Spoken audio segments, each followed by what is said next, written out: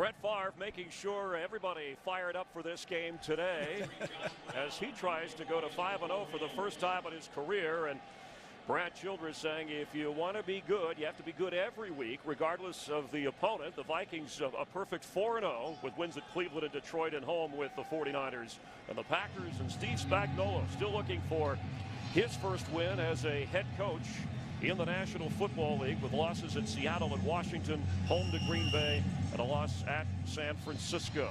So Josh Brown, who has had one touchback this year, kicking off to Percy Harvin, who has run one back, the rookie from Florida. Game on. And it'll be a touchback as the Viking offense starts out at the 20-yard line. Brett Favre starting his 296th straight game. 1992 took over as a starter in every game available to start for his team. He has done that. And on the offensive line, one change. Rookie tackle Phil Lodeholt out with an ankle injury, so Artis Hicks steps in for him. And the good thing is that Artis Hicks has plenty of experience, was a starter for the Philadelphia Eagles when they went to the Super Bowl.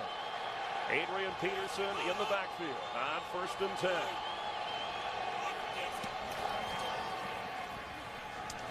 Pass thrown to Sidney Rice, and he hauls it in.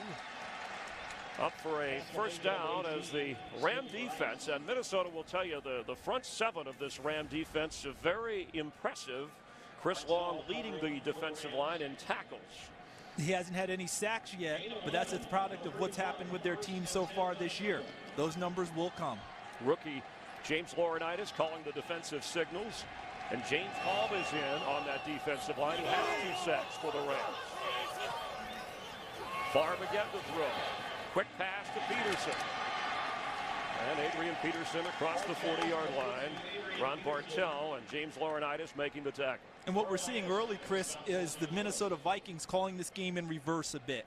Most people figure, hey, the Vikings, you want to establish Adrian Peterson on the ground early. Brett Favre has thrown the first 2 plays.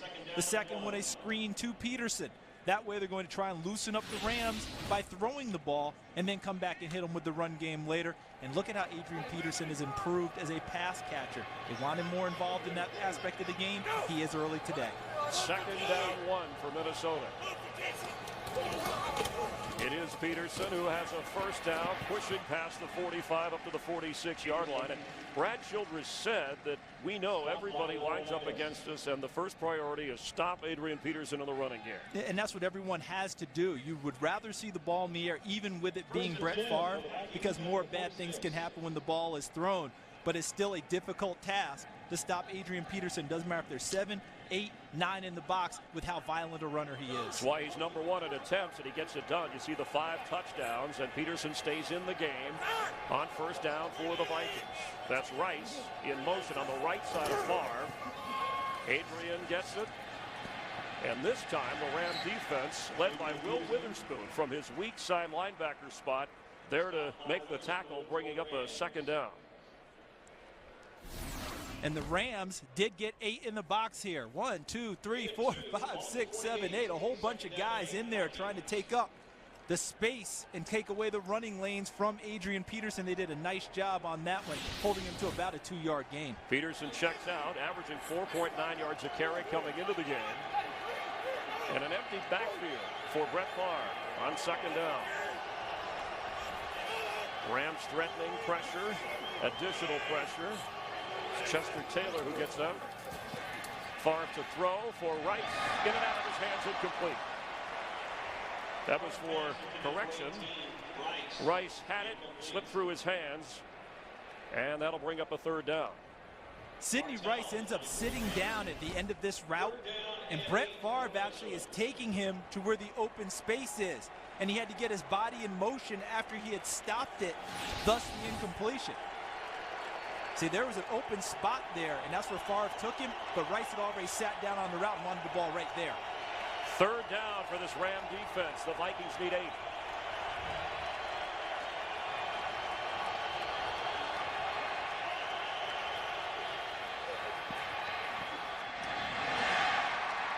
Complete inside the 35 is Harvin all the way down to the 30-yard line. Percy Harvin, the rookie from Florida, makes a nice grab for Brett Favre. The Minnesota Vikings offensive line gave up 9 sacks in their first 3 games, 0 in their last game, and they start off terrific today. Versus the pressure, Leonard Little, the all-time sack master of St. Louis, can't get to Favre until after he's thrown the football for the first down. Peterson checks back in, 1st and 10 from the 30. Favre was virtually untouched in that Monday night game. Schenker, the tight end on the right side, as Peterson carries and has nowhere to go. At least gets a yard out of it, maybe. So the opening drive for Favre and the Vikings, they march from their own 20 inside the Ram 30. And in the pregame, we talked with some coaches of the Minnesota Vikings, and they were talking about how well the Rams have played on the front 7 on defense this year. They had a lot of respect for them. We saw why. Gary Gibson, number 71, Clifton Ryan, number 95, the defensive tackles, helping stack up that play. 2nd down 9.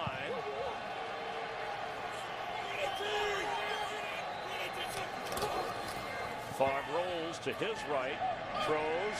Again, it's Percy Harvin who hangs on inside the 10, inside the 5. Percy Harvin goes out of bounds at about the 5-yard line. He, according to some Viking players, has the best hands on the team, and they want to get the right matchups because he's not afraid to go down the middle, and he can break away from defensive backs. Harvin in the slot, number 12, running the flag route away from number 31, Justin King. But look at Favre on the move with a perfectly thrown ball. Now, how about Harvin's strength after the catch? How many guys did he bounce off of? I counted 4, and still got into the end zone, except he stepped out. Peterson and Taylor in the backfield. Adrian Peterson has it. Adrian Peterson has a Viking touchdown.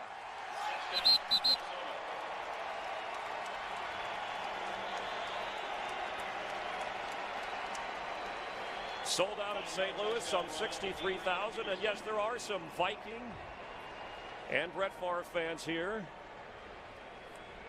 They didn't break them down with the run as much as Brett Favre's arm loosened things up. And look at coming at you. Hutchinson, number 76. They're all pro guard, leading the escort for Adrian Peterson to get to the corner and get in the end zone. And Hutchinson playing with a bad back the last couple of weeks. He missed some practice time at pregame warm-up. Said he felt well enough to give it a go as Ryan Longwell boots the extra point. Vikings strike first. Working relationship comfortable. Favre 4 out of 5 in that opening drive, covering 80 yards. Peterson finished it, and the rookie Percy Harvin, a couple of big catches for the Vikings as Longwell boots it, and Danny Amendola, who has a 42-yard kickoff return this year, lets it roll through the end zone. As the Viking defense took the field, there's Jared Allen, and what a show he put on Monday night. Richie Incognito already warning him, hey, don't try that here in my house. You know, if those guys were a coin, they'd be the same coin, same side, don't you think? A battle of the trenches worth keeping an eye on. 1st and 10. Steven Jackson in the backfield for Kyle Bowler.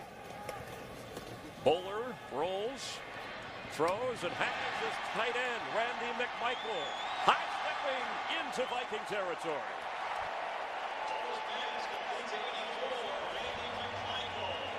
McMichael came in with 10 catches, starting all 4 games for the Rams. This is the old, what they call triple sideline type route. You run a guy deep for a clear out, then you run 2 routes to the sideline.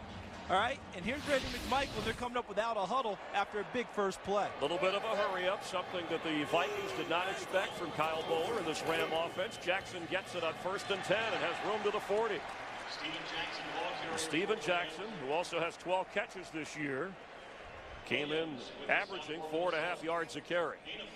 And what a nice start for not just him, but Randy McMichael, who suffered through a case of the drops a couple of games ago. So getting off early for him has been terrific. 2nd down 5. Vikings with a 7-0 lead. Jackson carries again, hit hard and stopped short of the first down.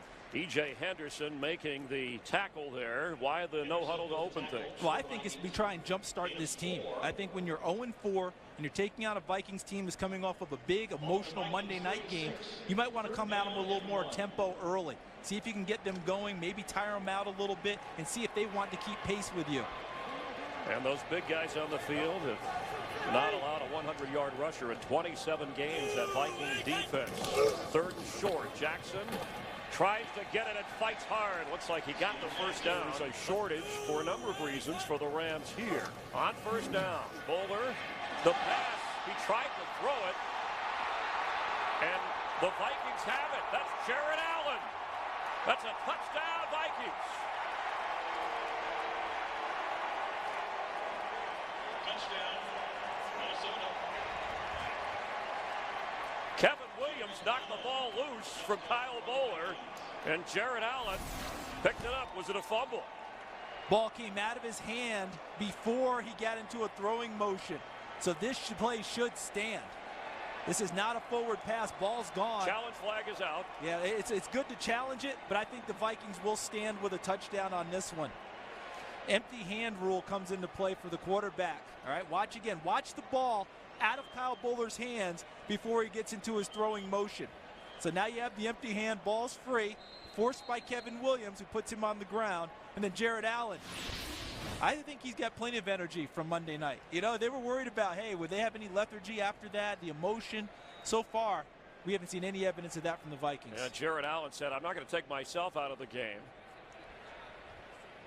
St. Louis is challenging the ruling on the field of a fumble. In St. Louis, the Kyle Bowler fumble under review. Here's Don Carey.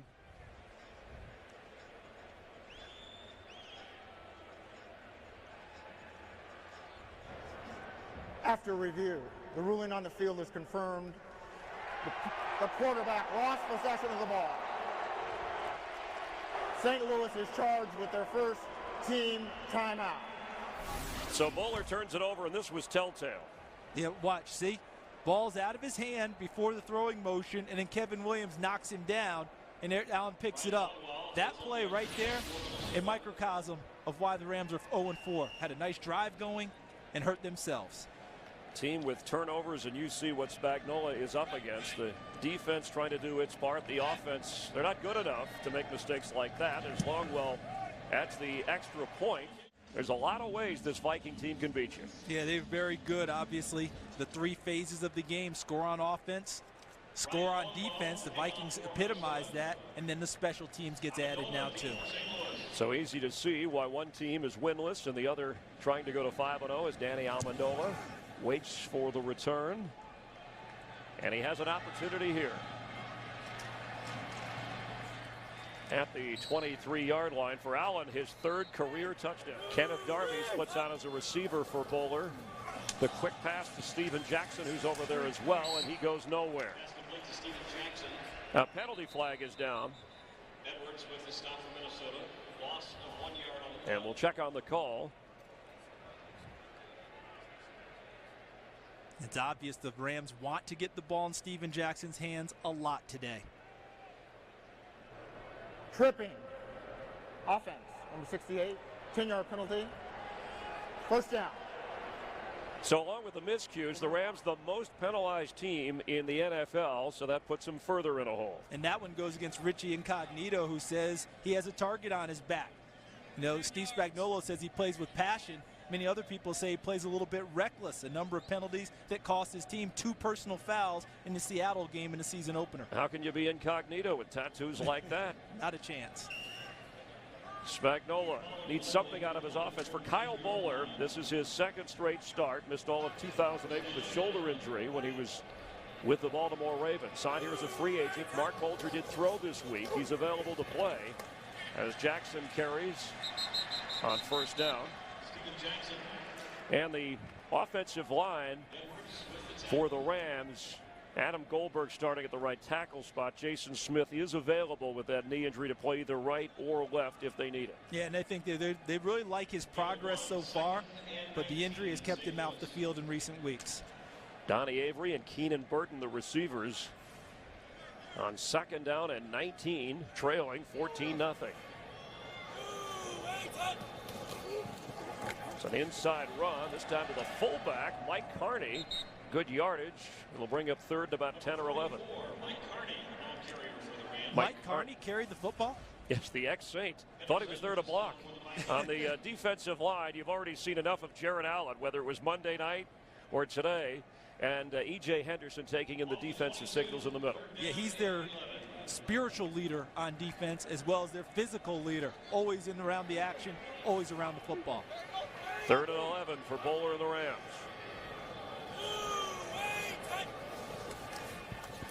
Pass is batted down at the line of scrimmage, and that'll force a punt. We'll see Donnie Jones, who has been one of the bright spots for the Rams this year. And Chris, look at the Vikings. Strictly a 4-man rush coming at you. And when you can't get to the quarterback, what do? You get your hands up in the passing lanes, and Kevin Williams, 2 big plays already early, helping force the fumble that turned into a touchdown, and now batting away the 3rd down pass. Jones with a net average of 42 yards a kick. Jamar Johnson back to return. Renard inactive. Jamar did a nice job on Monday night stepping in. And has it from his 30. Run down short. Here in St. Louis, Jared Allen gets a touchdown on a run back of a fumble. Adrian Peterson scores. And it's 14-0. Vikings have the football from their own 34-yard line. Peterson in the backfield with Brett Favre.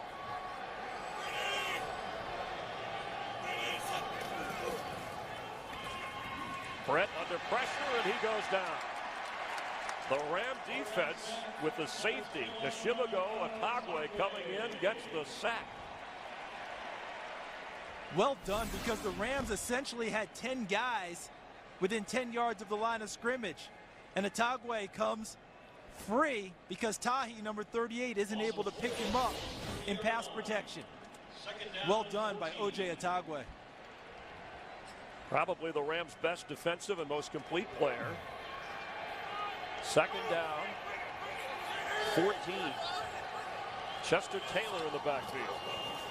He carries and gets across the 35, 36-yard line, where that'll bring up 3rd down. The Ram defense has done a nice job this year, stretching and at some point having to snap without a lot of production from the offense. But in most games, they've been able to keep their team in there, at least for the first half. They've played sound football.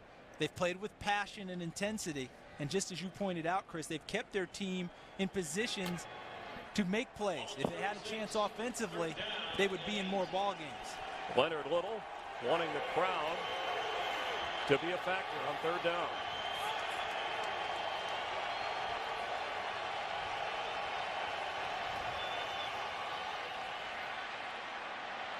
For Harvin. Percy Harvin could not hold on. The ball was there. He had his hands on it. It'll bring up a punting situation for the Vikings. Now this Harvin, number 12 in the slot. Watch Craig Dahl, number 43. He's got a beat on the football, but what Brett Favre did was just say, I'm throwing it farther than anyone else. Go get it, Percy Harvin, and they almost connected. The coverage was good, but I think Craig Dahl was thinking, how could he throw it that far? He should know better because it's Brett Favre. Chris Kluwe, who did a great job on Monday night, pinning the opposition inside the 10 with a boot here. Amendola fumbles on the end, and a penalty flag comes out. Looked like the Rams got it back. So we'll check on the flag, and we'll check on the official recovery here. As the Ram defense stops Minnesota's offense. Thought I saw a preliminary call for an illegal block. And it looked like getting the football back for the Rams after Amendola fumbled was Bradley Fletcher.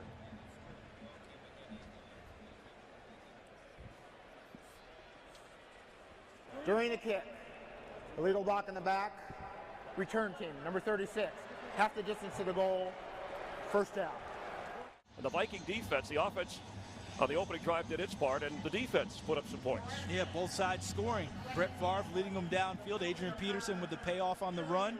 And then the forced fumble and return by Jared Allen put the 14 points on the board. And now the Vikings defense has great field position against the Rams to start this drive. Steven Jackson right behind Bowler. Steven in his own end zone.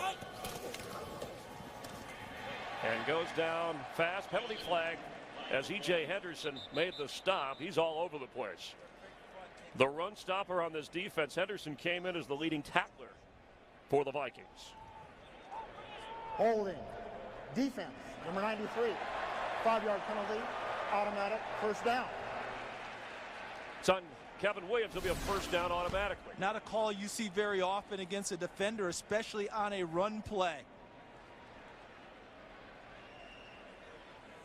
Did you see it? I'm still trying to pick it up. The only thing I could think was, did it look like they said 93, but it looked more like number 90, Fred Evans, maybe. But let's take a look.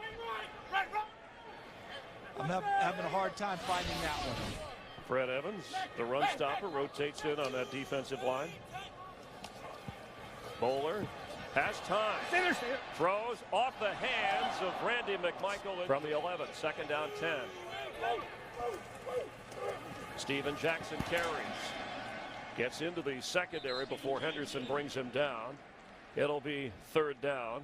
Steven Jackson talked about Antoine Winfield when he told his teammates, take him out. I'll get past the safety. I can make things happen. That corner can tackle. Yeah, you don't hear that very often when you have that kind of respect for the tackling ability of a corner, but Antoine Winfield plays like an old school corner. Cover and tackle well, and it's interesting to make that comment. Take him out. I'll take my chances with the safety. And for Jackson, 367 yards rushing coming in, trying to be the first Ram running back to have 5 straight seasons of 1,000 yards or more. On third down, Bowler throws and has Donnie Avery. It's a first down up near the 40. Donnie Avery came in. He had some hamstring problems during the week.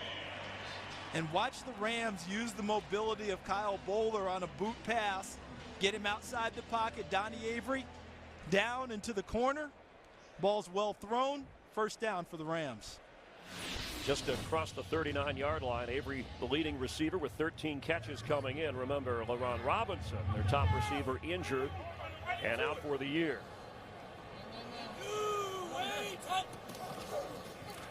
Blitz picked up, pass complete. That's Keenan Burton, who has another Ram first down. So the Rams have moved the ball on this Viking offense early. And that's what has to happen for the Rams, because everyone's going to stack the box against Steven Jackson, try and take him away. So in this situation, when they blitz like this, and you've got the pass play on, you've got to win the individual battles outside. And that's exactly what Keenan Burton does. Catches the pass, cuts back inside, gets a little help from Danny Amendola, and picks up another first down. Jackson to the outside, running hard, down to the 36-yard line. Cedric Griffin making the stop. Remember, this has been the toughest defense to run against since 2006. Yeah, not many people make their day running the football against the Minnesota Vikings. I mean, it's been, what, 27 games since a individual players rushed for over 100 yards against the Vikings? It'll be fun to watch Steven Jackson try to outdo Adrian Peterson as Leslie Frazier's defense hopes for a stop on second and short. Sam Gatto checks in the backfield. He gets it. Tough to tell. Behind Jackson is Gatto, and then Kenneth Darby. You'll see him sometimes for the Rams in that backfield. One of the few places that the Rams have depth is at the tight end position. Look right there. There's Billy Badgema, number 47. He was brought in to be a blocker. Number 84 is Randy McMichael. They double team to the outside. There's enough of a gap there for Gatto to pick up the first down. We might see more two tight end in the offense as Gatto remains in the backfield. Bowler throws to Samkon Gatto. Gets down to about the 30-yard line, where it'll be second down for the Rams. They have not scored in the first quarter this year. I like the play. I like the call. I would just rather have Steven Jackson on the field to run the play. He's their best player. If you're going to run the screen game and you want to hand it to people, I understand give him a blow, and he probably needed one at that point, but I'd want him out there as much as possible touching it. Well, they may have heard you. He checks back in on second down from just above the 30 of Minnesota. Keenan Burton has it as a first down. and goes down inside the 25. Medea Williams makes the stop. So the Ram offense moving the football. During the timeout, Steven Jackson working the official. Yeah, I think he was trying to tell Don Carey that there's a little-known codicil in the NFL officiating charter that says a premier back should not have to run against 8- or 9-man boxes. Well, that's something to talk to Kyle Bowler about. Open things up a little bit. Jackson in there on 1st and 10 from inside the 25, trailing 14-0 as we begin the second quarter. Steven carries, gets a couple of yards. Billy Bajema in, the blocking tight end, to help on that situation, bringing up a second down as Randy McMichael and Daniel Fells check in at that tight end spot. Yeah, they tried to run that play. Keenan Burton actually came inside, their wide receiver, to help with the blocking. Run the same type of a play if you would like.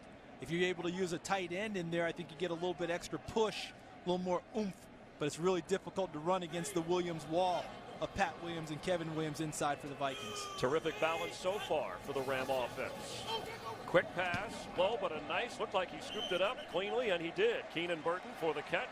Both Burton and Avery had hamstring issues during the week and missed practice time. And Antoine Winfield would like to dispute this call. He thinks that the ball hit the ground. Let's take a look. But I think he caught it clean.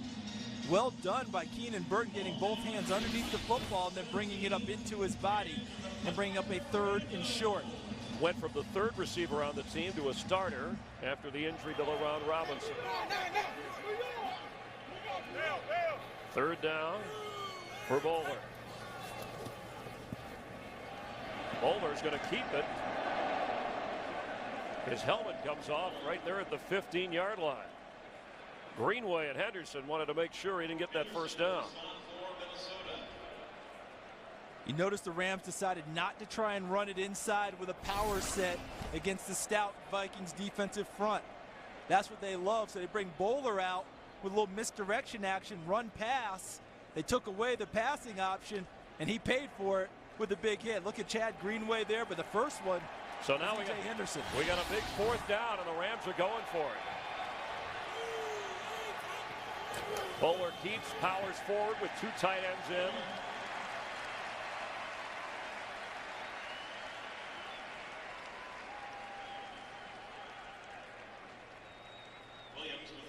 And it is a 1st down.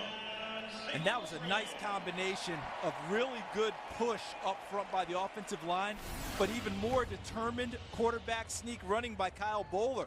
Gets low, keeps his feet churning, but look at the push he got up front from his big guy, Jason Brown, in the middle, number 60, most prominent. Steven Jackson has room inside the 5, down to the 2-yard line.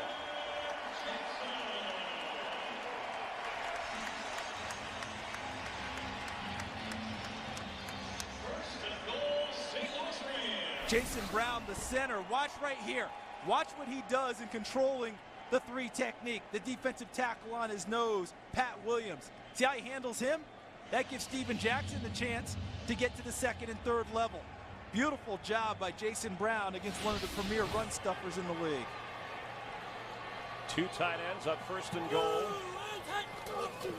Steven Jackson. Ball is loose. And the Vikings have it. It's Jared Allen again. 2 quarters, 2 fumble recoveries. How do you stall a great drive?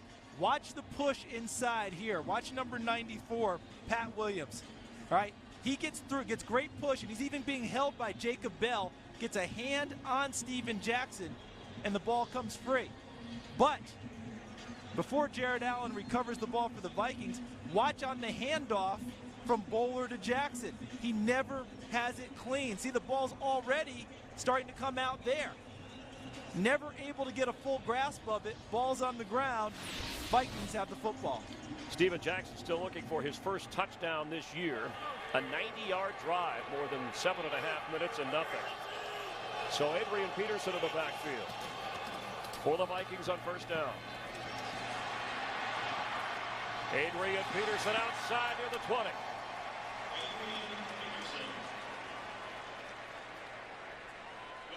Chris, in the pregame show, our guys were talking about Adrian Peterson needing to take less hits to extend his career. You don't have to run over everyone all the time.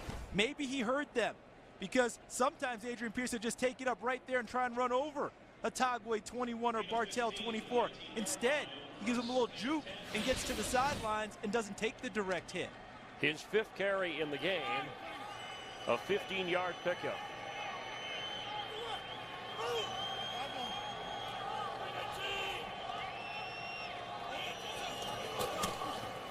Quick pass to Harvin. Brought down right there at the 20-yard line, and a good tackle by Craig Dahl, who's from Mankato, Minnesota, playing the safety spot. Had a concussion last week and is back in there for the Rams. And they like him. Very versatile, can play both safety spots, and does a nice job because they rush Justin King off of the edge as their nickel guy. And so Dahl had to cover man-to-man against Percy Harvin. No easy task, and he came from a long way and made a nice open field tackle. Ram defense stopped this offense the last time out. Here they have a 2nd and 9. Peterson stopped right again at the 20. Leonard Little in there. Leonard Little, the only remaining member of that 99 Super Bowl team, and the Rams in their throwback jerseys from 10 years ago when they won the Super Bowl against the Titans.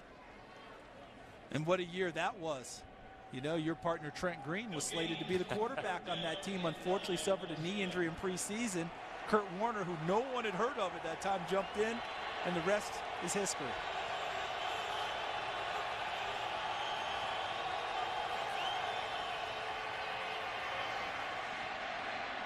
Intercepted. James Laurinaitis inside the 30, dancing around at the 25. Rams have the football. Justin Taylor made the stop. He grew up a Viking fan in Plymouth, Minnesota. Said he wasn't a fan of Favre because the Packers used to beat his Vikings. This is the thing that Brett Favre has avoided for the most part this season. The interception. And on that one, into coverage. And James Laurinaitis does a nice job on the drop, plucks it out of the air, and then tries to channel his high school pullback days again. 2nd interception for Brett Favre this year. From the 25, 1st down for Bowler. Jackson carries after his fumble down around the goal line. He may have a yard. And Tyrell Johnson in his 2nd year from the safety spot, coming up to make the stop. And I think the Rams are going to have to think about pushing the ball downfield a little bit, because that was Tyrell Johnson, number 25, the safety, making the tackle. He was right up on the line of scrimmage as the handoff was being executed. They've got to force these guys back a little bit in order to create some run space for Steven Jackson. Jackson splits out wide right as a receiver.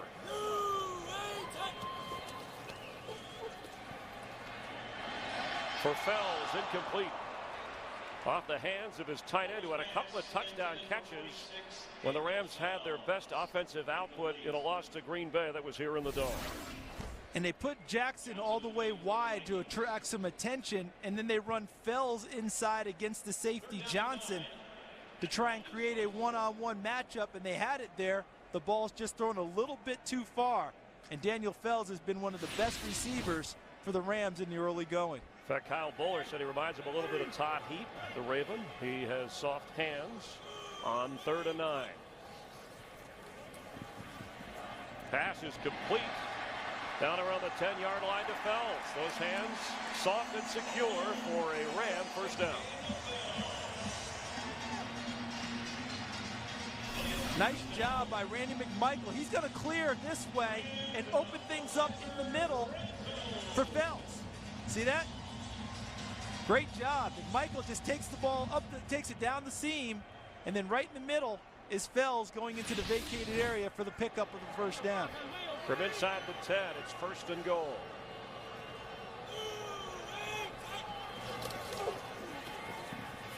Bowler keeps. Kevin Williams made the stop. Not sure what that was. That had to be quarterback draw.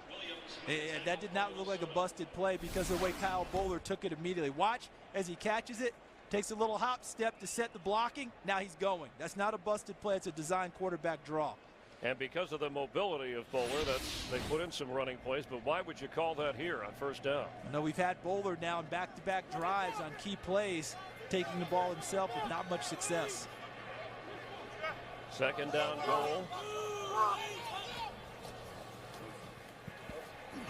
for the tight end, incomplete. That was Randy McMichael, who's had a few go off his hands. So now it's a third down. It's nice coverage by Benny Sapp, the nickelback from Minnesota. Able to get into his zone, read the quarterback, and break on the football. So what do you look for here?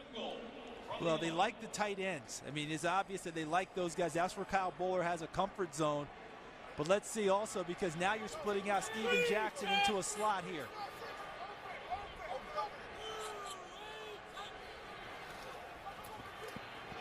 Pass is intended for Jackson, and that'll bring up a fourth down. You don't split Steven Jackson out into a slot unless you really intend to get the football to him. Not often will he be a total decoy. If he's a decoy, he would be split out here where Donnie Avery is. Otherwise, you want him inside working against a safety or a linebacker, working against Sapp, the nickelback. Didn't have the success they wanted. Play selection could be questioned in that series after they had a nice drive and a first and goal inside the 10, and now a field goal attempt by Josh Brown of 29 yards. And the kick is good. The rookie from Ohio State with the interception set up the field goal. James Laurinaitis, of course, his father, the Animal, the wrestler. Yes, who teamed with Hawk, the scourge of professional wrestling as a tag team. And Percy Harvin ready to return, the first-round pick out of Florida, who's been busy from the receiver spot. Josh Brown boots it. It bounces to Harvin. He's got room outside, brought down short of the 30. A penalty flag on the back end of the play as Quincy Butler ran him out of bounds. We'll check the call. After an impressive opening drive by the Viking offense, they have stalled against the Ram defense led by Steve Spagnuolo. Personal foul, unnecessary roughness, horse collar. Number 36 of the kicking team, 15-yard penalty, first down. Pro Bowler Steve Hutchinson playing with a bad back. They brought in Ryan Cook in short yardage situations, but he's been in most of the game for Brett Favre with this Viking offense on 1st and 10.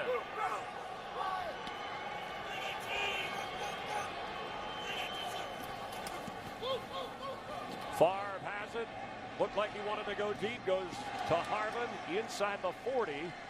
Catch is made. It's a Viking first down. Brett Favre now 6 out of 9 so far, and the 4th catch of the game for Harvin already.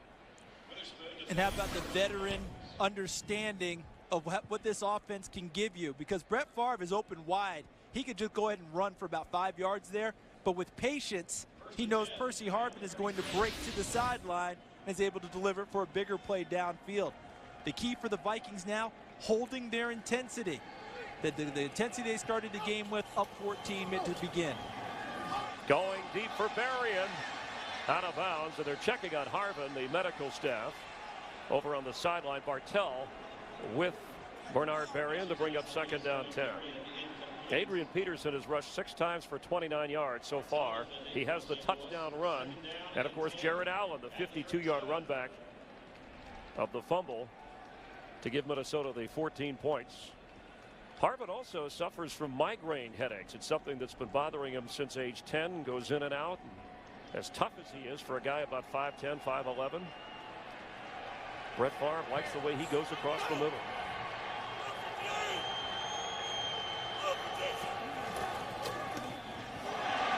Batted in the air. It looks like Favre came down with it.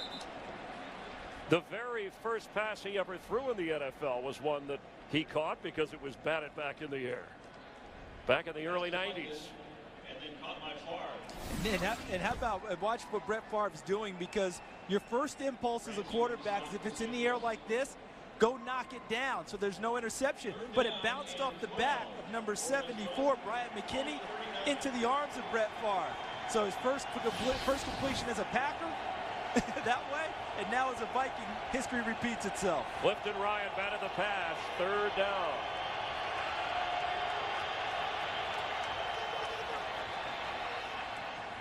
Pass complete. And a nice grab by Chester Taylor, Ryan Longwell.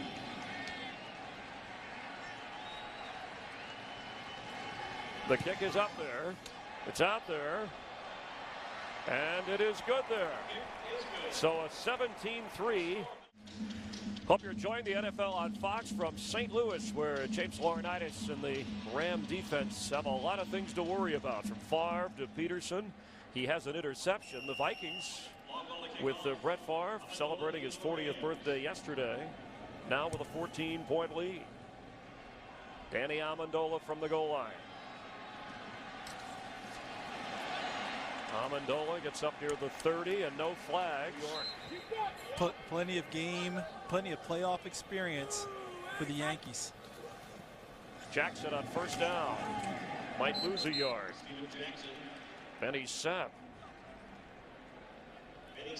the former Kansas City Chief. You know what happens? Because the Vikings are so strong with their defensive front, it allows them to walk up extra people, whether it's a linebacker or a secondary player. Benny Sapp, the nickelback, walks up to the line of scrimmage unaccounted for, slips underneath, and makes the tackle. So a second and a long 10. Rams have yet to really take a shot downfield. Pass to Fells. Gets near the first down marker. He's been the go-to guy. Cedric Griffin runs him out of bounds. You make a good point, Chris, that they haven't really taken a shot yet. I know they're worried about the pass rush of the Vikings. All right.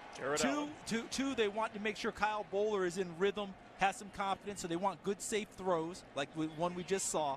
But I think at some point they need to max protect and take Donnie Avery, number 17, and run him as fast and as far as they can and heave it down there and see if they can get a big play. And Avery goes to the right side for Bowler on first down. Again, they're going to run Steven Jackson. There was nowhere to go, and he just survived for maybe a yard.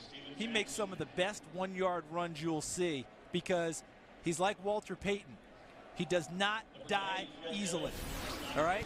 Watch the run. Jackson, the first guy's there. Look at that, number 92, Jamie Mitchell. And then it takes a host of guys to get him down. All that for barely a yard, not even a yard. And he's one of the best at yards after contact, along with Adrian Peterson. Pass is in and out of the hands of Donnie Avery, and that protection was there that you talked about. The throw was a little off, and the catch was not made. And those are the plays that, unfortunately, you have to make when you're struggling. Because when you're struggling, while this is a difficult catch, it's one you have to make to help your team get started. And that's what they need from Donnie Avery right there. You know, you don't want to criticize a tough catch, but at the same time, when your team's struggling, the coaches say, you know, we need those. You have to make it. So it is 3rd and 9 for Bowler and Avery.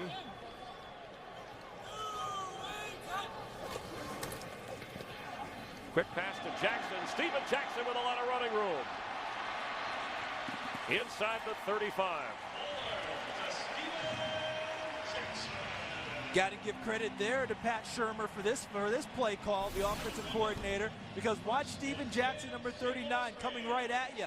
Chips off of Jared Allen, the pass rusher, and goes to the vacated area, and then rambles downfield for a big gainer before Tyrell Johnson confronts him in the secondary. And Shurmur from the Eagles, and it was Steven Jackson who said, I'm the same guy, Correll Buckhalter and Brian Westbrook all rolled into one. We can use him displaced. We can use him to run the football. He's a 3-down back. 1st and 10. Here he goes on first down. He's got room. Keenan Burton out there trying to block for him. He gets near the first down.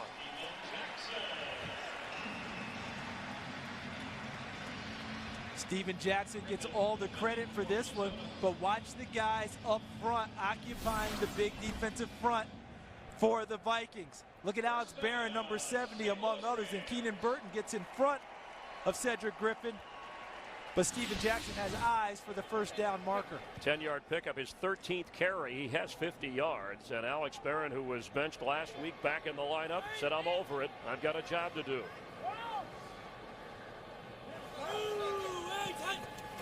Sam Concano carries to the outside. Looks like another Ram first down.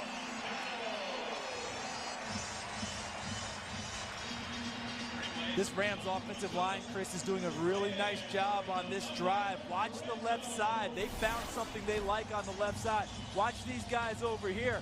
They're taking care of everything. Randy McMichael, number 84, sets the corner. Then Richie Incognito, 68, pulls around. Gatto reads it, sees that the hole is to the outside, and picks up another first down. Gatto remains in the game. It's a first down. Inside the 10. The last two drives, the Rams have moved the ball. One ended in a field goal, the other on Steven Jackson's second fumble lost for the year. You've made this point throughout the game. They've moved the ball well on offense. Rams' third straight drive inside the 10.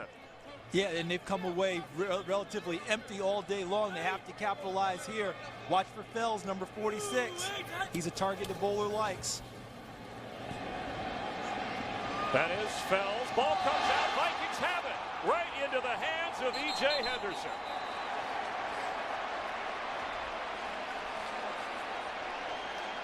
Third turnover for the Rams. They have moved the ball up and down the field all day against one of the better defenses in the NFL. And this is why they are not scoring more points.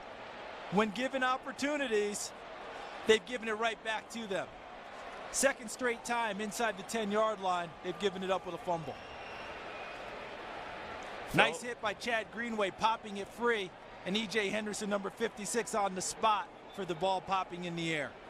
Greenway playing at a Pro Bowl level this season. And Fells looked like he was protecting the football. That was a nice hit, but what popped it free was the hand on the other side punching through the ball carrier holding it. So the Ram defense once again on the spot. Penalty, or the whistle blows, I should say. The play clock ran out. Delay game. Offense, number 4, half the distance to the goal. First down. Chad Greenway has 4 takeaways himself this year, creating one. And look at the play. See the hand? As he shoots through on the tackle to secure it, that popped the ball free as Daniel Fells was trying to secure it. And the Rams have been, as we said, they've gone up and down the field on the Vikings and come away with only 3 points, while the Vikings have relatively been stalled since their opening drive of the ball game. Not taking advantage are the Rams. Trailing 17-3. They have 2 timeouts if they can stop Favre and the Vikings here. First down pass. Oh, a nice grab up in the air. Bernard Berrien brings it down inside the 25 of Minnesota. How about the protection and the veteran who's comfortable and patient in the pocket? Brett Favre waited for everything to clear before delivering the strike. And the Vikings have all 3 of their timeouts. Adrian Peterson has it and is brought down right away by Laurinaitis. That young man gets better and better with every snap, doesn't he? It was his tackle that held the Vikings to a field goal on the last drive on a big third down when he brought down Chester Taylor in the open field. Now he brings down Adrian Peterson, the best runner in the game, also in the open field. An interception, Charles, of Brett Favre. Second down, Taylor makes a nice second effort to get across the 25. It'll be third down as the clock continues to run. James Hall with the stop for St. Louis. And the Vikings aren't going to be in much of a hurry here with a 17-3 lead. It was incumbent upon the Rams to try and get the stop, as you mentioned, in order to try and get the ball back for one more possession in the half. Chester Taylor on 3rd and 7 in the backfield with Brett. Favre complete to Vicente Shenko.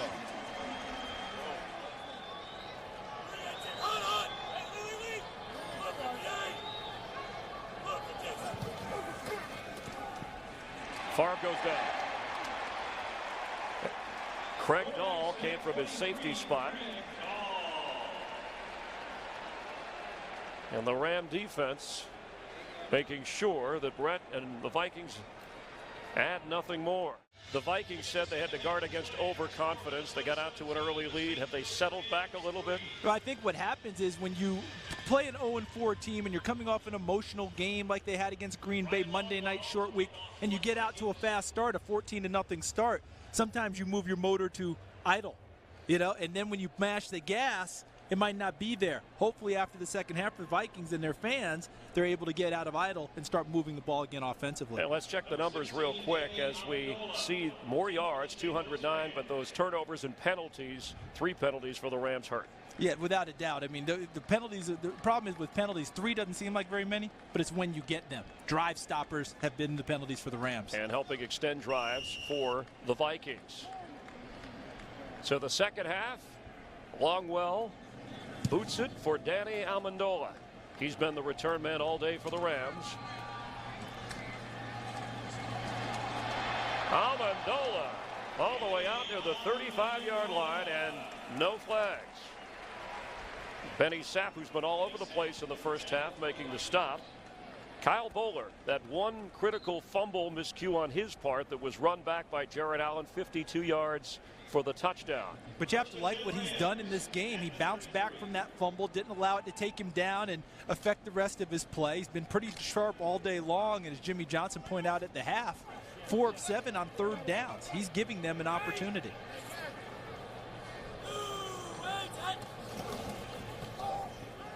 Quick pass to McMichael, maybe a yard or two. Ben Lieber there to make the stop for the Vikings. The last 3 drives, the Rams have marched inside the 10 of Minnesota. They lost one on a fumble, got a field goal, and lost another one on a fumble. And they're doing a nice job of taking care of Kyle Bowler, giving him easy throws to complete. Randy McMichael comes down and then jumps out to the flat, but Ben Lieber's all over the play. At some point, you have to make the Vikings respect them deep. Jackson carries. Rams opened the game with a little bit of a hurry up, and they tried to get that play moving. Try and maybe wear down this Viking defense. Ball at the 35, third down and 8. And right up on the line of scrimmage again, Chris. You pointed out what they did to start the game. Here they are again in the second half to start the third quarter. Not quite as quick as in the first half, but coming out of the line of scrimmage trying to hold down the substitutions for the Vikings. Time. Bowler throws, but that's short of the first down to Danny Amendola, Bowler's pass complete to Amendola.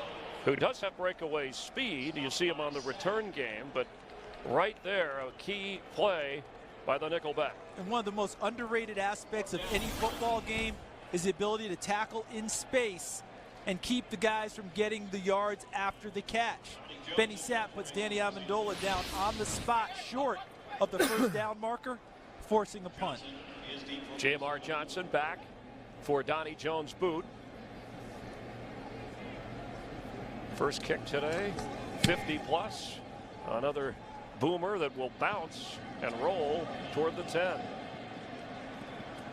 And a terrific kick by Donnie Jones. Viking offense takes the field with a 17-3 advantage from their own 10-yard line.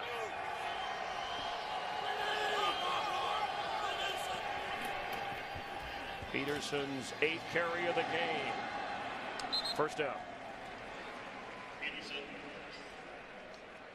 I think we're going to see a lot more carries from Adrian Peterson in the second half. I don't think they're going to be daunted by how many guys are in the box, how many guys are mugging the line of scrimmage. I think the Vikings have spent some time at the half talking about, okay, let's get back to basics. Let's be physical. Let's run the football and get ourselves out of here with a win today. Great penetration from the Ram defense. Leonard Little and Gary Gibson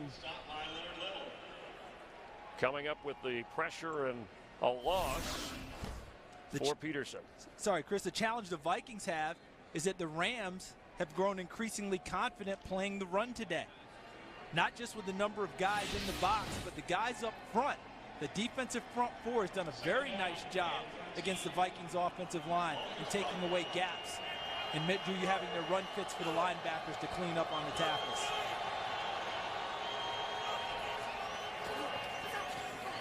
Pass complete by Favre. Bernard Berrien hauls it in. Steve Spagnuolo with great defensive schemes, and of course Brad Childress said we know his history. We know what to expect from him and his defenses. Without a doubt, it means you're going to get a lot of blitzing, a lot of dogs, a lot of different looks. They want to come at you from all angles, and they never want to back off. You know, if you're a Jim Johnson disciple and you work there in Philadelphia with Andy Reid as your head coach, Andy was always telling you, keep it coming, keep the pressure up. Steve Spagnuolo agrees with that theory. On first down, Chester Taylor, and the Rams are there, so it'll be second down. You talked about the Ram defense being bold. What might that mean on a second down here? I think what it means overall, Chris, is that they feel good about how they're playing. They feel good about themselves. And they look up at the scoreboard and they see 17-3, realizing the offense just hasn't punched it in. That means they've done a nice job against the Vikings. Remember, 7 of those points don't go against the defense. It was on the fumble by the offense. So now their confidence is rising, and they have not given up a big play, per se, in the run game. Taylor stays in the backfield on 2nd and 7.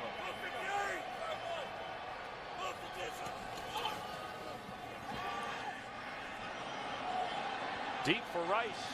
Sidney Rice in position to make the catch.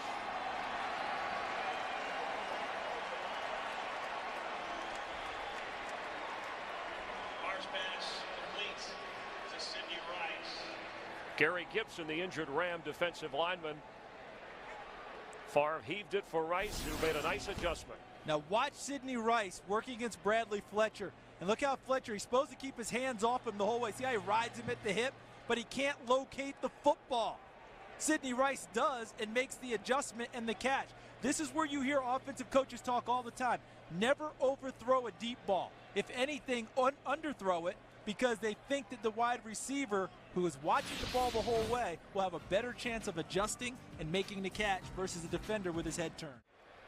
Gary Gibson working on the pass rush in the circle. Ball's gone.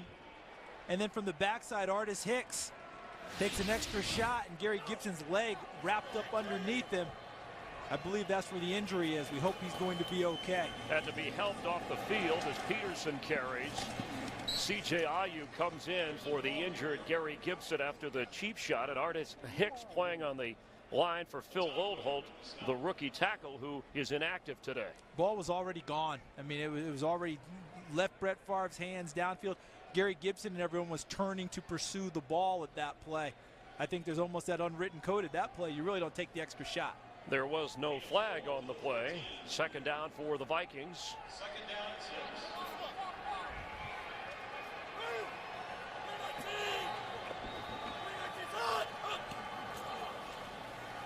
Brett Favre, touchdown, Vicente Shenko.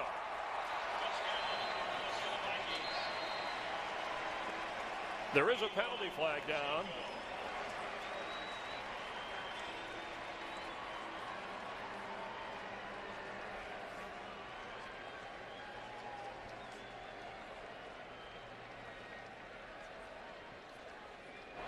Offside.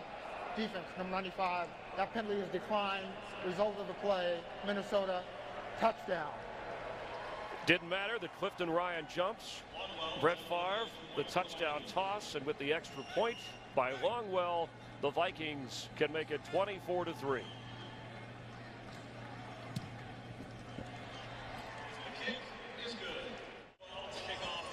Brett Favre, 473rd career touchdown toss, adding to the NFL all-time high with his offensive coordinator Darrell Bevell.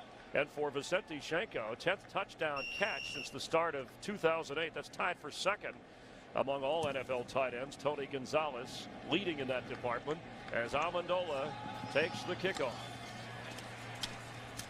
Stopped short of the 20.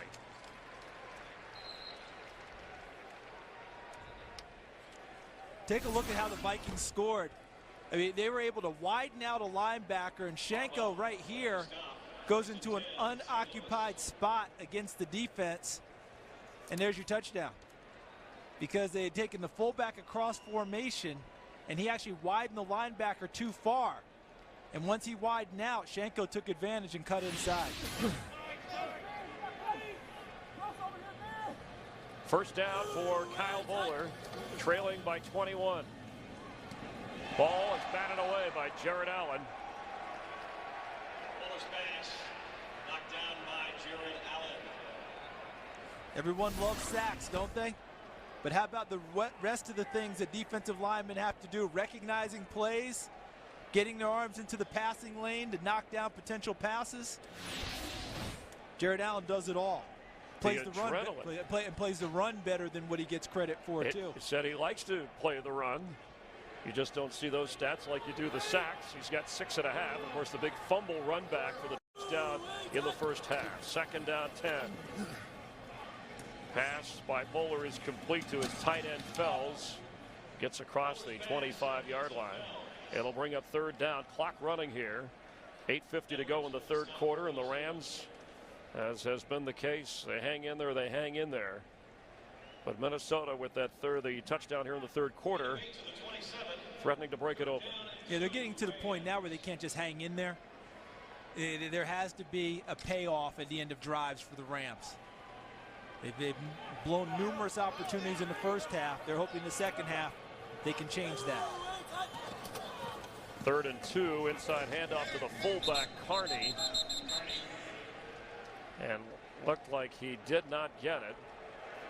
Tackle by Henderson. Mike Carney on a 3rd and 2 carry, Chris. The crowd was wondering where Steven Jackson was. I think a lot of people were, and Steven Jackson probably was too. I know they were hoping to fool them, but today we've seen Mike Carney carry the ball twice. Those are his first 2 carries of the season. Yeah, 48 yards rushing for Jackson. He's been averaging today over 3.5, so that would have been good enough for the first down. Instead, no, they were hoping that they had them in a position where they were going to fool them a little bit and get Carney sprung underneath. Jones punt, bounces, and rolls. Hello, I'm Charles Davis, Chris Myers, Brett Favre telling us last night. He said, I feel as strong as I have in 10 years, my arm, my shoulder. And there's no doubt about what we saw in the last couple of ball games about just how strong his arm is. On a 1st and 10 with a 21-point lead. Chester Taylor. Will Witherspoon over to make the stop. Yeah, Favre said the surgery. In fact, Dr. James Andrews, who performed that 45-minute surgery on the partially torn bicep and the frayed labrum, he said he called him a couple of days ago just to kind of check in. Everything going well. Yeah, everything's going great. And he said, I just feel terrific. And my arm feels great. And we've seen plenty of evidence of that. And his excitement level, the passion that he plays with. That's the bottom line. He still loves to play the game, and we've seen plenty of evidence of that too. 2nd down. Taylor carries.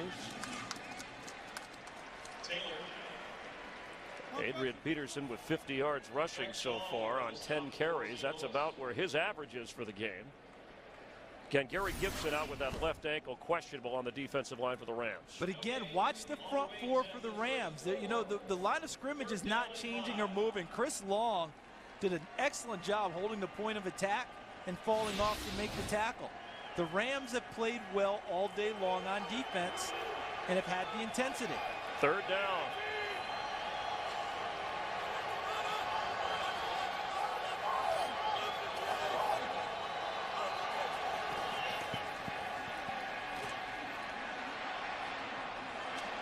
It'll be a punting situation. It bounced to Bernard Berrien.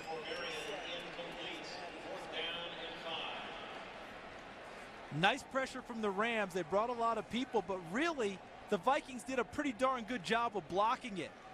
Brett Favre is upset with himself because he wasn't able to get his feet reset in order to throw the pass out into the flat to an open receiver.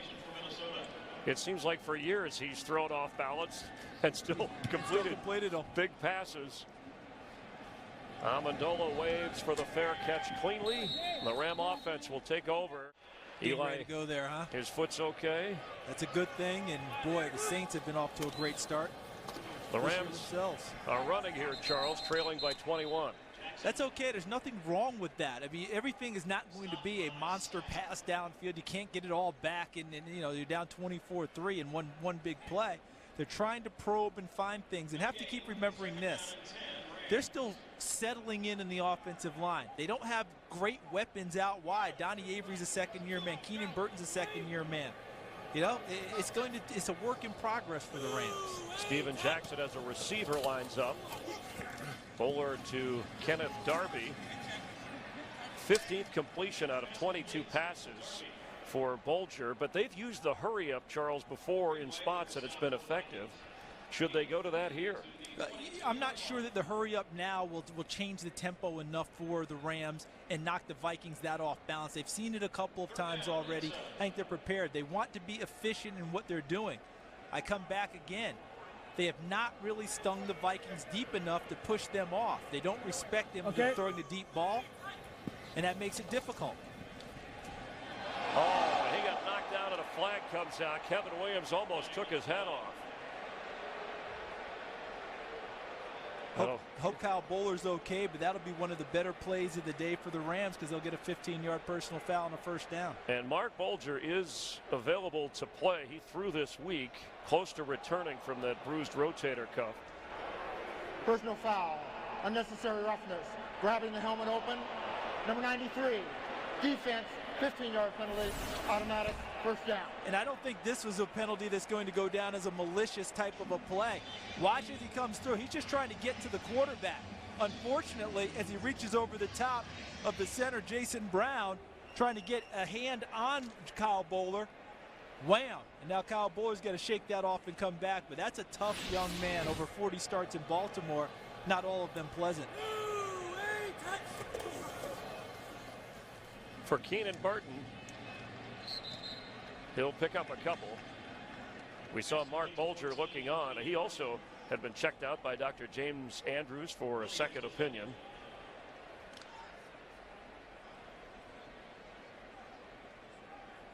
Second down and 6. It'll bring up a second down against this Viking defense. See a lot of tight formations by the Rams and then scattering out. Daniel Fells near a first down.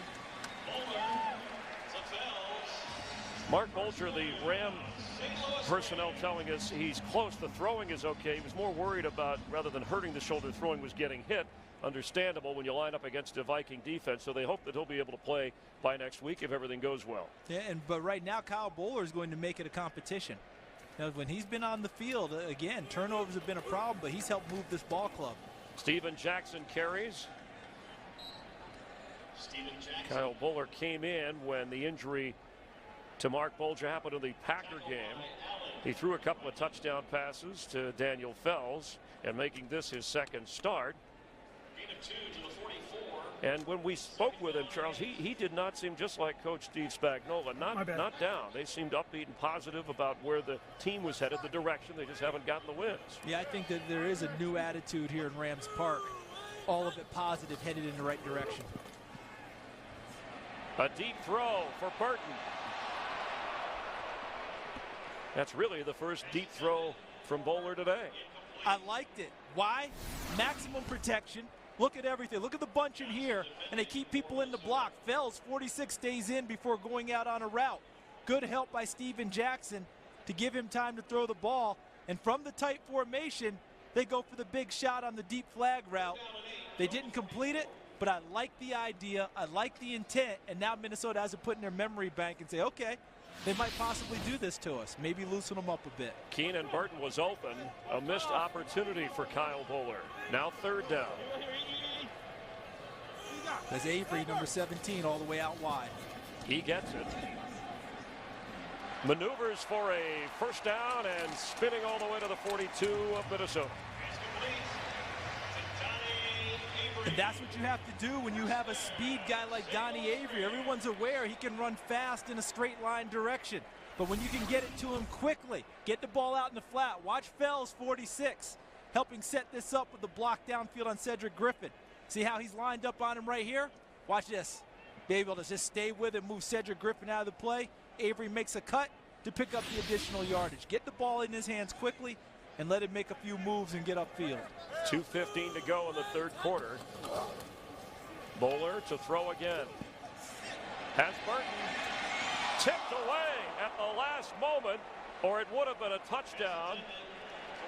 Tyrell Johnson was back there to break it up. Johnson, the defending for Minnesota. That's beautiful. You talk about range, okay? Watch the range of Tyrell Johnson and where he has to come on this pass pattern.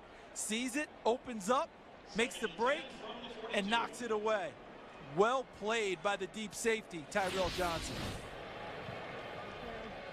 So it'll be second down for Bowler. Steven Jackson carries. There's room in the middle of the field. First down.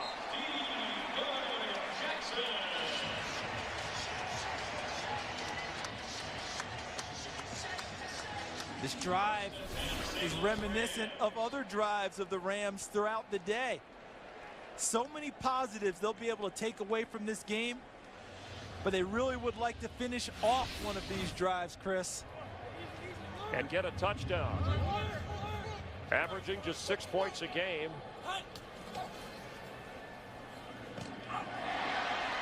Whoa, Danny Amendola hung on in between 3 defenders. And Bowler zipping.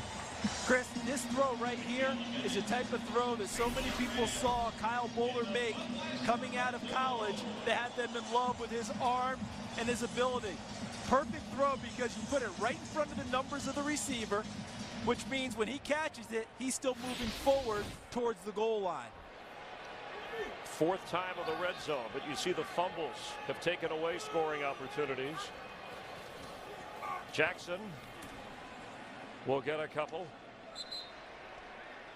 Steven Jackson. And we're inside a minute in the third quarter here. Williams with the tackle. But I don't think you're, if you're the Rams, you're thinking 3 points here. I think you're thinking 4 downs no matter what. They can get a first down inside the 3-yard line. But I think no matter what, you're thinking 6 points. You know, at this stage of the ball game, less than a minute in the third quarter, down 24-3.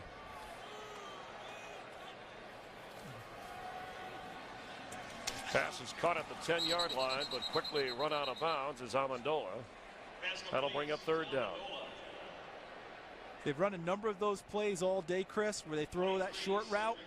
I'm thinking you're going to end up with that pump fake on the short route and try and sneak someone behind them, maybe a crosser. That's the end of the third quarter. Rams have a third down inside the 10, but when they've been there before today, they have lost the handle. Trailing 24-3. Got to purge that from their memory banks now and go to what works for them. They love this guy. There's Fells, 2 tight ends in the ball game.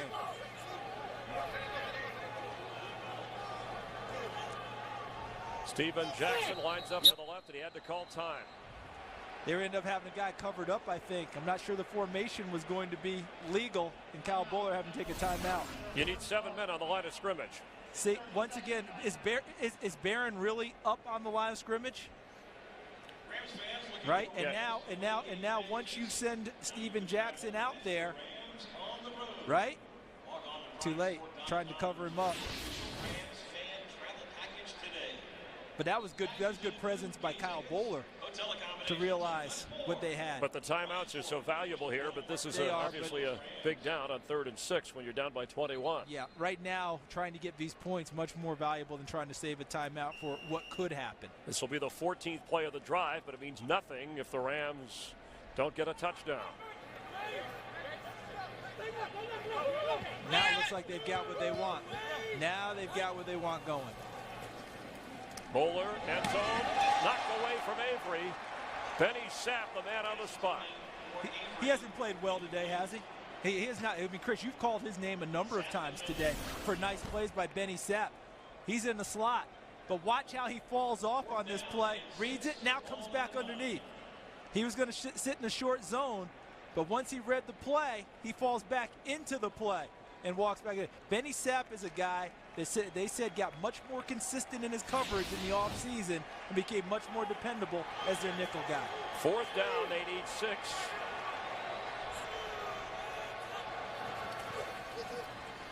Bowler fakes, fires, intercepted in the end zone. Looked like Tyrell Johnson came down with it. And Kyle Bowler slow getting up at the 20-yard line. Guys, I think that this play is supposed to be designed for Keenan Burton, but Danny Amendola ends up getting in the way. I like the call by Pat Shurmur, but watch, Amendola sits down here. I think he's supposed to sit down here. Why? Because there's a pump fake from Bowler. And see, Burton's running the deeper route. You got two guys in there, which brings extra defenders. And what ends up happening, Chris? Interception. Favre to throw it, going deep down the sideline. A penalty flag comes out as Sidney Rice is smothered by Ron Bartell. Have a drive, a third time inside the 10-yard line for the Rams. 2 fumbles lost to the interception, so they come out of it with nothing. Vikings looking for the knockout punch. Pass interference. Defense, number 24. Cut the receiver off. Automatic first down. See, and with the intercept, what happened there with Amendola, again, I think he's supposed to sit down in a shorter zone because there's a pump fake. Fake it to the short guy, then throw it to the deeper guy, but he brings his extra defender into the play, thus the interception. Amendola, a mid-season pickup or early season pickup for this Ram team. Part of that rotating huddle that's been a concern that the Rams have talked about as Peterson carries. Let's hand off to Peterson. Adrian Peterson came in. He had 180 yards in his opening game, but then down to 92 the next game, 85 the next game, and 55 on Monday night against Green Bay. And with that run getting over the 50-yard mark, but defenses gear up to stop him, so the Vikings find other ways to score. And you got plenty of ways now, because if they're going to stack inside, Brett Favre can go to the perimeter, and he's got Bernard Berrien out wide, Sidney Rice, Percy Harvin, and Visante Shenko running in the seams from the tight end position. Shenko with a touchdown catch already, and Peterson with a touchdown run in this game.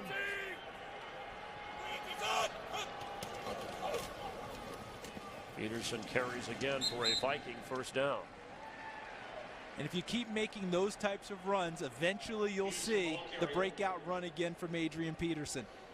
Keep throwing those body punches, and the KO comes later. A lot of things have been said about Adrian Peterson, but Brett Favre told us last night, he said, hey, even in the walkthrough, I just went over and said, man, you're the best I've ever seen. Obviously, your career has to play out. But Brett, quick to pass out compliments for a guy like that. And when you say that coming from Brett Favre, who's seen all these guys go through the league from all these teams, that's high praise indeed. Clock running, Vikings moving and protecting the lead. Rams quick to try and bottle up Adrian Peterson.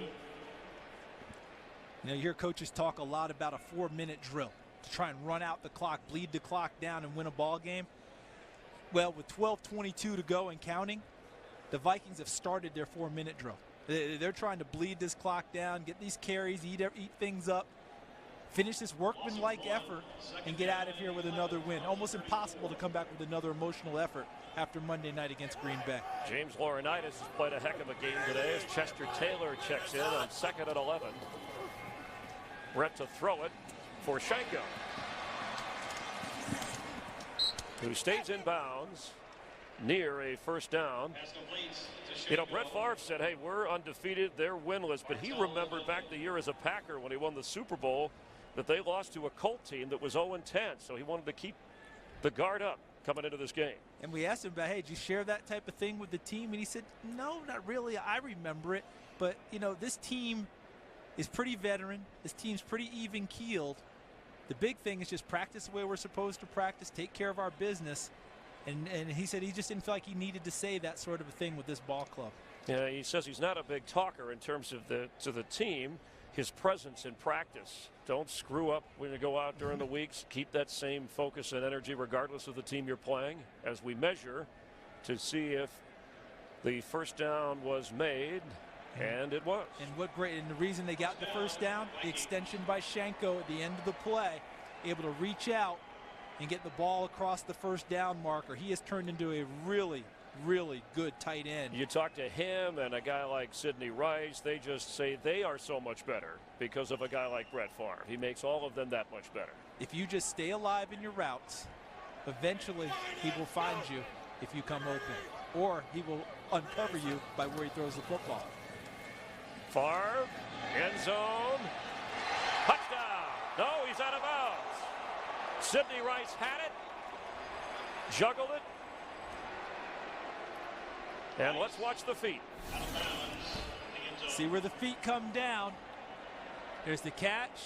One, and the second one out on the white. That's an excellent call by Terrence Miles, the back judge. He's right on the spot. He sees the first foot down, the second foot in the white. No catch, no touchdown. See Terrence Miles right there? He's looking right into the play. He's all over it. Well done. The correct call, and Sidney Rice coming off maybe the best game of his career Monday night, not only catching the football, but onside kicks coming through for Minnesota.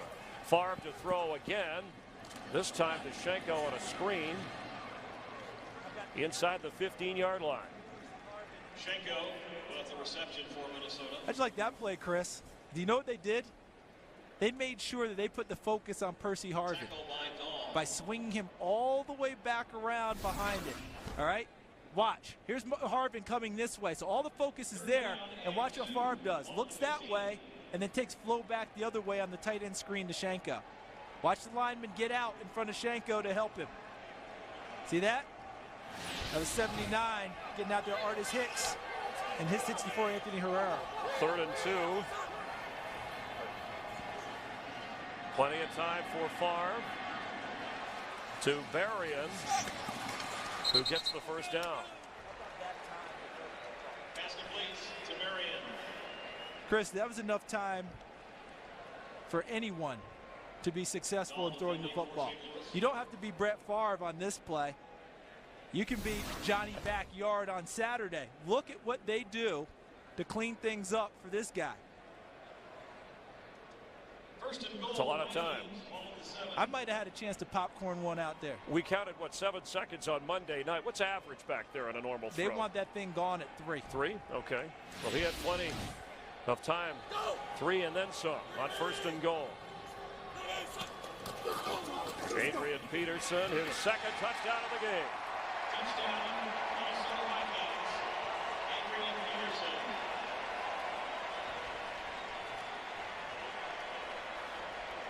Chris, that was a 4-minute drill executed starting at around the 13-minute mark by the Vikings, and they will feel very good about reviewing this drive.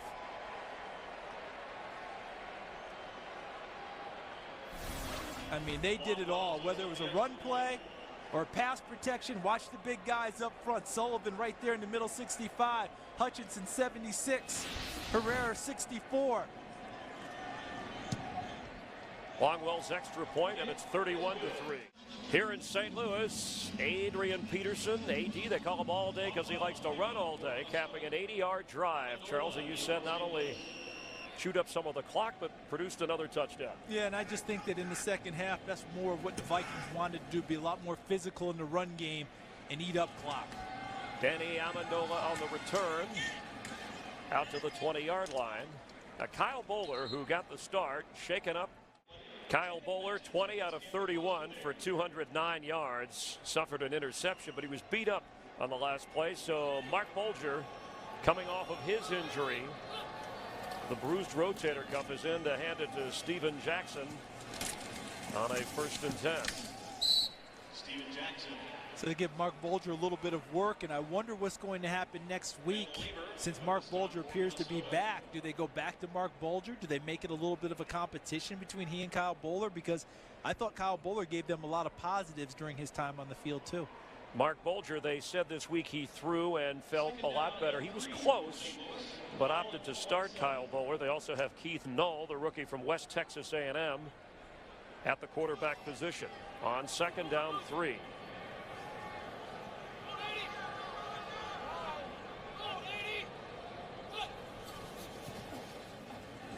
Pass complete to Avery, who fights near a 1st down. That's a good run by Penalty Donnie. flag on the end of that. Chris, he's going to get more yardage tacked on, but that's a really good run by Donnie Avery at wide receiver, because that play appeared to be blown up on the spot where he caught the football. Shook off a few tackles and ran with determination to get the 1st down. Unnecessary roughness, late hit out of bounds, number 51, defense, 15-yard penalty, automatic 1st down. It's on Ben Lieber, the Viking linebacker. He doesn't make many mistakes, but look, see, he shakes off Benny Sapp, then he shakes off a 2nd tackle, and Lieber finally is like, okay, I finally got you, and threw him down, and that's where the flag came in. And Ben Lieber does not make very many mistakes. A very steady sometimes spectacular player at the linebacker position is Ben Lieber. So first down from the 46. So the Rams maybe want to get a look at how Bulger feels and how he moves the team. Maybe knock off a little bit of rust as they bring him back.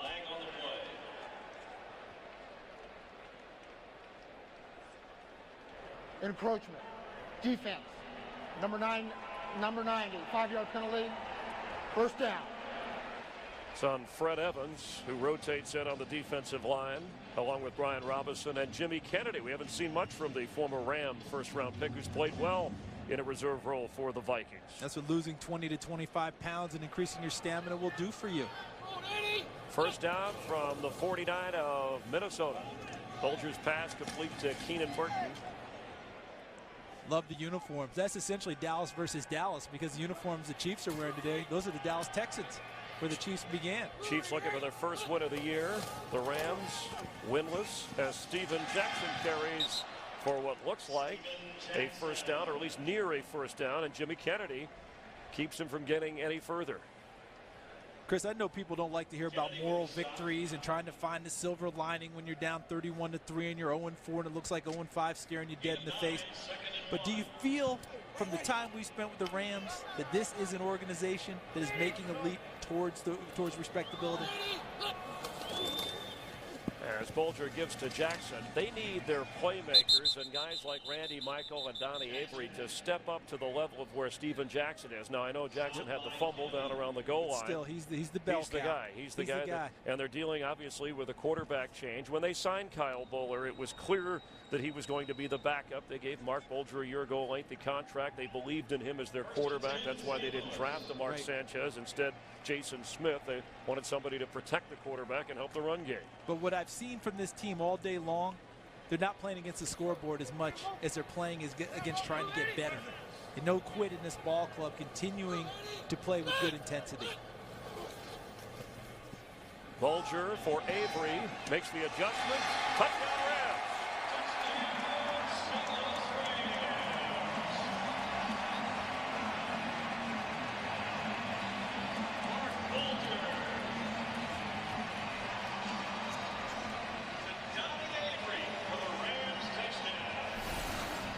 Experienced quarterback Avery to the outside, working against Carl Payma, number 41, and Bulger throws the back shoulder pass, which is nearly impossible to cover because it requires stopping and coming back to the football. Very difficult for a defensive back. Donnie Avery makes the nice adjustment for the touchdown. Bulger's second touchdown pass of the season and the extra point. Donnie Avery with the touchdown catch. First wide receiver drafted in 2008, second-year player from Houston, hauling it in from Mark Bulger. Rams' first touchdown of this game. And that's the type of thing they want to see from Donnie Avery. Not just catching the deep ball, but able to catch shorter passes, turn them into bigger plays, make adjustments. Percy Harvin will down it.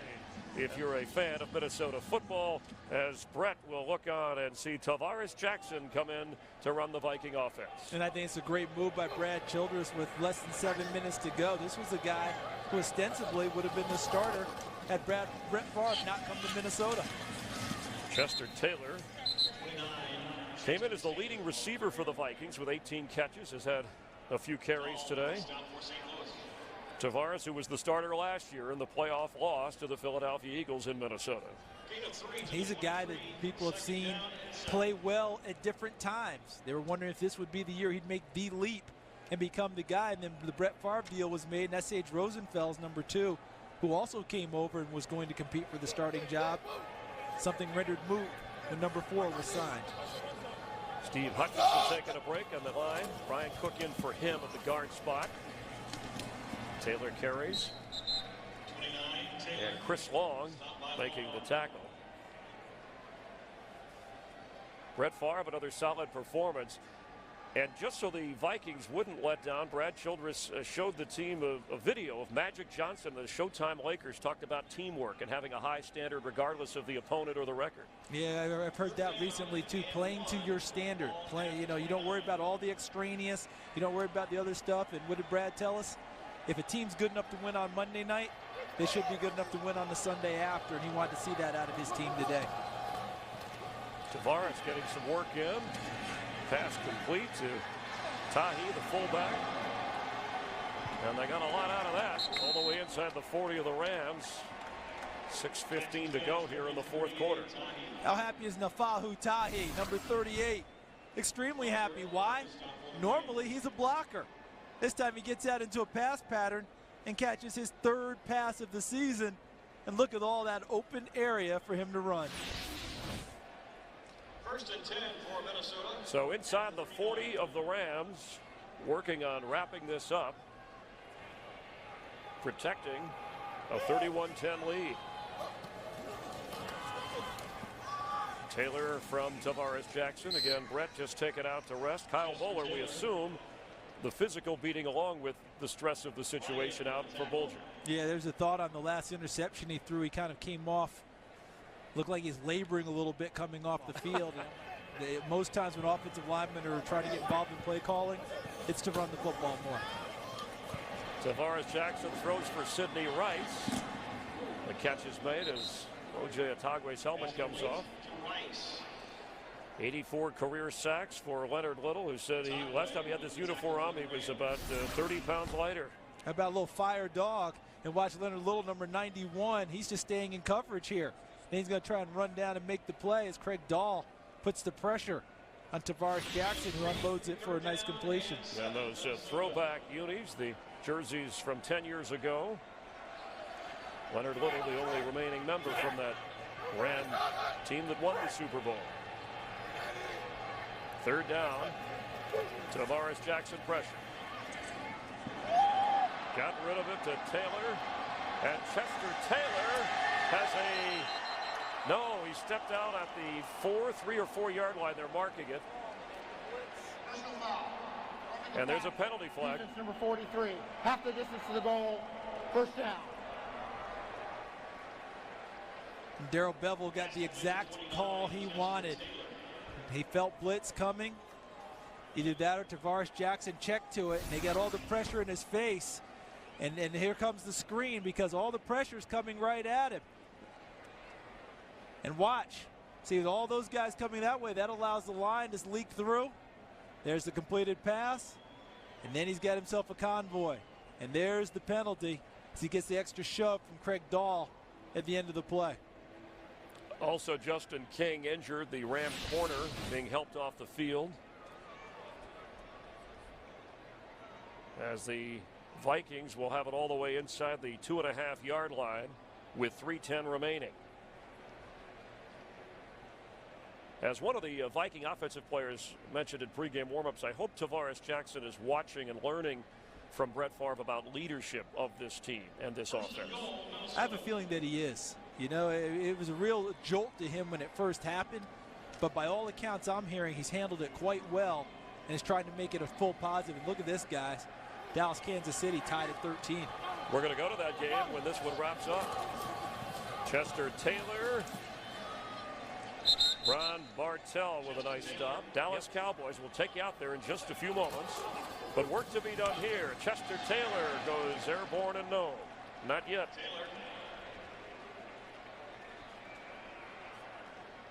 That's really nice of you. The Missourians still trying to recover, reeling from the week, and you have to.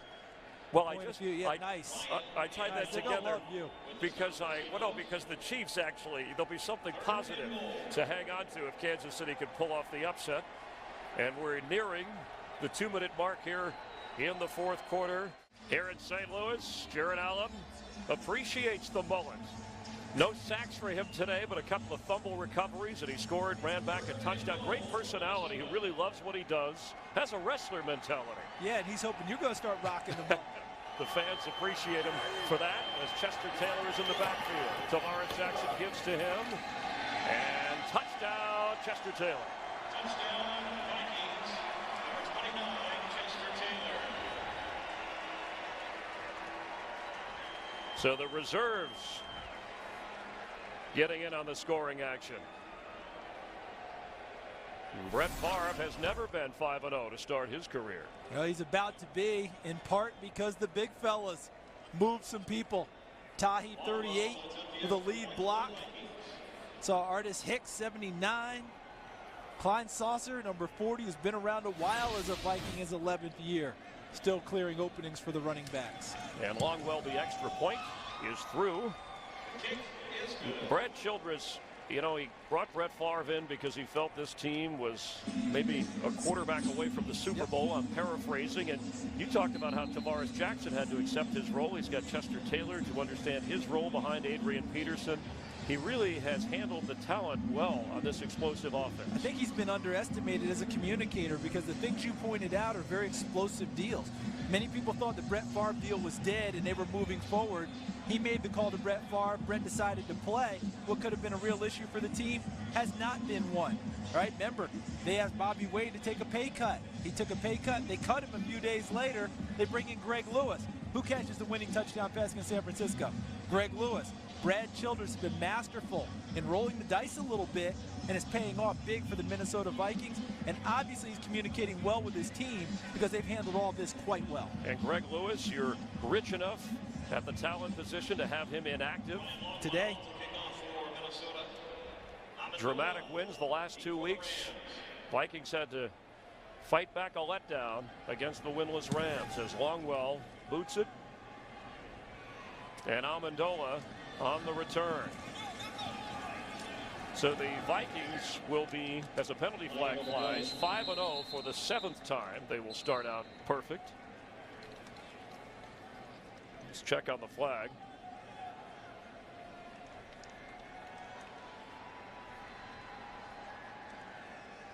Minnesota leading the NFC Central, both the Packers and Bears. Illegal block in the back. Return team, number 46. Half the distance to the goal. First down. Packers and Bears having a bye week. Meanwhile, in a few moments, we'll take you to the Cowboys and Chiefs game. Dallas and Kansas City. How about Favre 5-0? And that game you talked about still tied at 13, Chris. Dallas KC. And speaking of the Cowboys, we're going to be taking out to Kansas City. We'll check the standings in the NFC East, where Dallas came in 2-2 against the 0-4 Chiefs. Bulger, who had a touchdown pass on the last drive, completes the pass. And that NFC East is where Steve Spagnuolo came from as the defensive coordinator from the Giants, and before that with the Eagles. In fact, he and Brad Childress were on the '99 Eagles staff together. When Brad came to Minnesota as a head coach, he thought about hiring Spagnuolo as a defensive coordinator. Coming up, we'll get a look at Tony Romo and Matt Castle, the Patriot star of last year, running things for Kansas City. The Rams trying to make something happen after this. Will play at Jacksonville.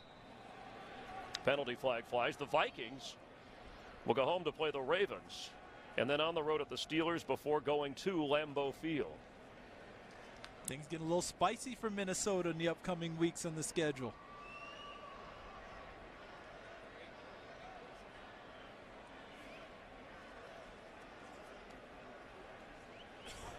False start. Offense, number 60. 5-yard penalty. St. Louis has chosen to use their second charge timeout to avoid the 10-second runoff.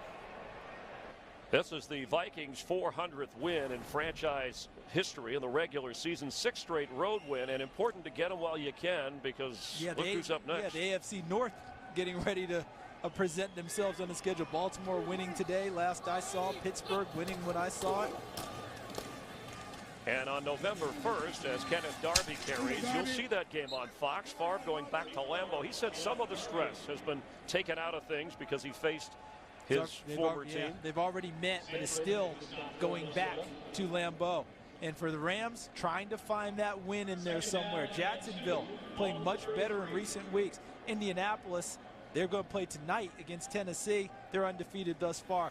Things are not going to be easy, but I do like the spirit I'm seeing from the St. Louis Rams team. This is a team that could have rolled over and died today, Chris. I firmly believe that. They didn't come close to doing that in this game. Well, and it would appear that Bulger is comfortable enough that completion for a first down to take this team and lead this team next week and start against the Jacksonville Jags. And Steve Spagnuolo, Steven Jackson both echoed that sometimes things get real messy before you tidy up, as Avery reaches up and grabs the Bulger pass. And things have been a bit messy record-wise for the Rams, and they're hoping to tidy things up despite another loss.